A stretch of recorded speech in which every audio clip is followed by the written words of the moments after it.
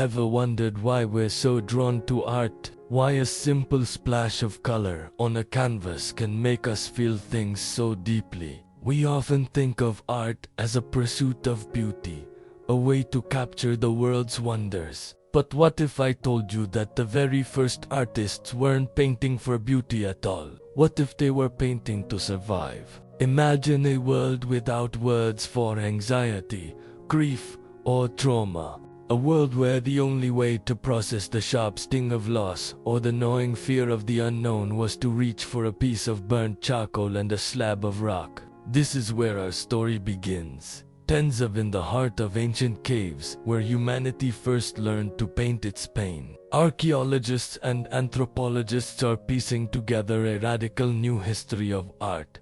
They're rediscovering that those breathtaking cave paintings at Lascaux or Chauvet might not just be hunting scenes or records of daily life. There could be something far more profound. Humanity's first attempt at therapy. Think about it. Early human life was brutal. It was a constant struggle against predators, starvation, and the elements. Injury and loss were everyday realities. When a member of the clan was wounded or a hunt went tragically wrong, there was no hospital, no grief counselor. There was just the raw, overwhelming emotion.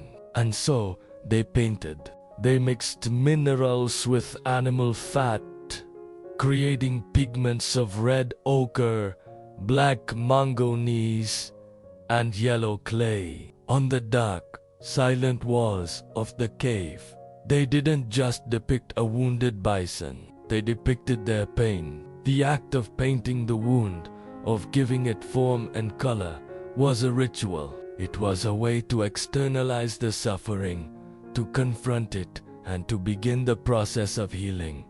This wasn't just art. It was a desperate, powerful act of emotional survival. The cave became a sanctuary, not just from the cold, but from the turmoil within. These early artists were the world's first shamans of the soul, and their palette was a pharmacy of color. Each pigment held a symbolic meaning, a key to unlocking a different stage of the healing journey. Red ochre, the color of blood and life, wasn't just a pigment, it was a prayer. When they painted a wound with it, they weren't just illustrating an injury. They were invoking the very essence of vitality, a symbolic transfusion of life force into the image, and by extension, into the person or community that was hurting. It was a powerful statement, even in injury. There is life. We will recover.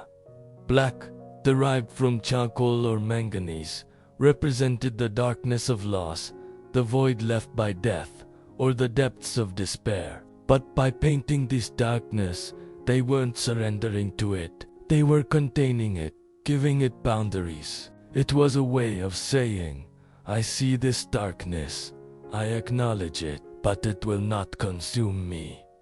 It was the first step toward processing grief, making the intangible tangible. And then there were the vibrant yellows and whites, colors of the sun, of bone, of spiritual cleansing. These colors often appeared in scenes of transformation or ritual. They symbolized hope, purification, and the promise of a new dawn. Applying these colors was an act of faith, a visual incantation for recovery and renewal.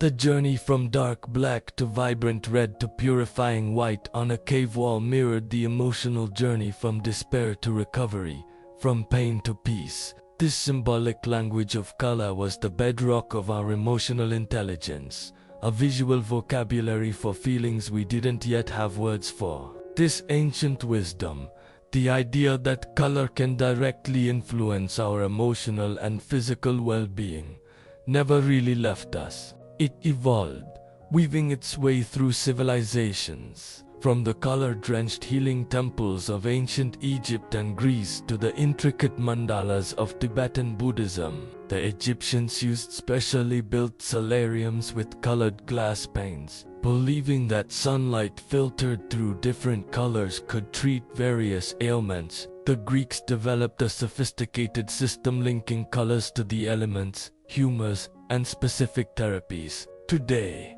this tradition continues under the name chromotherapy or color therapy. While it's considered an alternative practice, modern science is beginning to catch up with this ancient intuition. Studies in psychology and neuroscience are now showing that different colors can indeed trigger distinct physiological and psychological responses. For example, exposure to blue light has been shown to have a calming effect, lowering blood pressure and heart rate. It's why you see blue so often in hospitals and spaces designed for relaxation. Conversely, red can increase heart rate and create a sense of urgency or excitement, which is why it's a favorite for fast food branding and clearance sale signs. It's not just a cultural association, it's a biological response, hardwired into our brains over millennia. The colors our ancestors used for healing rituals are now being studied for their measurable effects on our mood,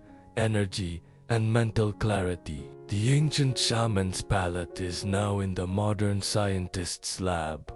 Now, let's bring this home. Literally, if colors have such a profound impact on us, think about the most important environment in your life, your home. The colors you choose to put on your walls are doing more than just decorating a space. They are creating an emotional atmosphere that you live in every single day. You are, in essence, practicing your own form of chromotherapy, whether you realize it or not. Have you ever walked into a room and just felt at home?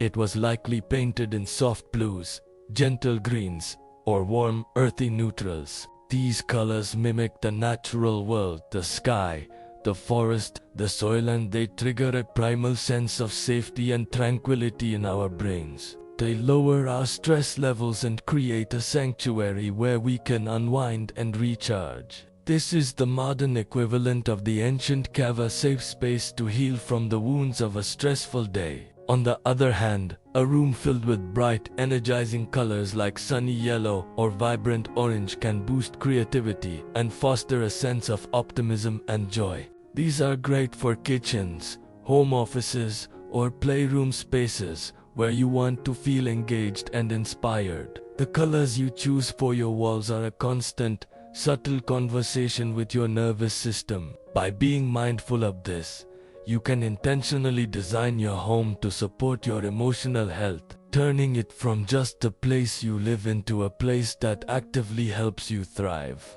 Your home becomes your personal healing temple, painted with the colors of your own well-being. So, the next time you stand before a painting in a museum, or pick up a paintbrush yourself, or even just choose a new color for your bedroom wall, remember this incredible legacy. Remember that you are participating in one of humanity's oldest, most sacred traditions. From the smoke-filled caves of the Stone Age to the sunlit studios of today, painting has always been more than just making pictures. It's a bridge between our inner world and the outer world. It's a tool for understanding, a language for emotion, and a powerful pathway to healing. The simple act of applying color to a surface is a declaration that our feelings matter, that our pain is seen, and that healing is possible. It's a testament to the resilience of the human spirit,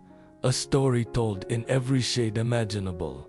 We didn't just learn to paint, we painted to learn how to heal. Thank you so much for joining me on this journey through time and color. If this story resonated with you, please hit that like button and subscribe for more explorations into the fascinating history of human creativity. I'd love to hear your thoughts in the comments below.